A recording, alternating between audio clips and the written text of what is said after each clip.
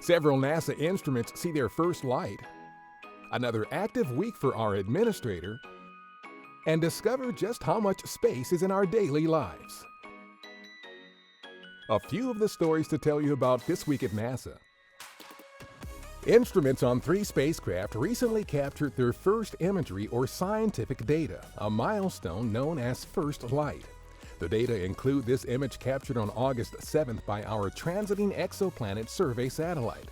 It shows a wealth of stars and other objects in the southern sky, including systems previously known to have exoplanets.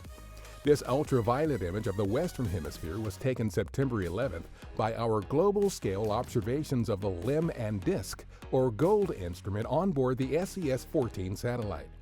GOLD studies the sun's impact on our upper atmosphere as well as the effects from terrestrial weather below. And just over a month into its mission, our Parker Solar Probe has returned first light data from each of its 4 instrument suites. The mission's first close approach to the Sun will be in November 2018, but even now, the instruments are able to gather measurements of what is happening in the solar wind closer to Earth. It was another busy week for our administrator, Jim Bridenstine. On September 20th, he accompanied First Daughter Ivanka Trump on a visit to our Johnson Space Center in Houston. Along with center management and other dignitaries, they toured the International Space Station Flight Control Room and the facility that houses mock-ups of our Orion spacecraft and other hardware used to help train astronauts for exploration missions to deep space destinations, including the Moon and Mars. On September 17th, the administrator delivered a keynote address during the 2018 AIAA Space Forum in Orlando.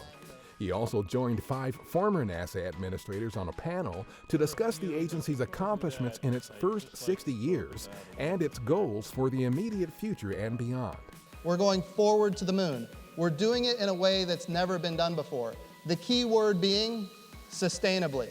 And Space Policy Directive 1 is absolutely clear on that. And on September 18th and 19th, Bridenstine visited our Glenn Research Center in Cleveland. While there, he met with employees and toured Glenn's world-class facilities, including nearby Plumbrook Station, which houses the world's largest and most powerful space environment simulation facilities. NASA Home and City is our new interactive website that lets you explore just how much NASA there is in your everyday life. The site features a virtual space in which users can discover NASA spin-offs. These spin-offs are common items and commercial products inspired by or improved by NASA technology originally developed for studying and exploring space. To explore the NASA Home and City site, go to homeandcity.nasa.gov. That's what's up this week at NASA. For more on these and other stories, follow us on the web at nasa.gov/twan.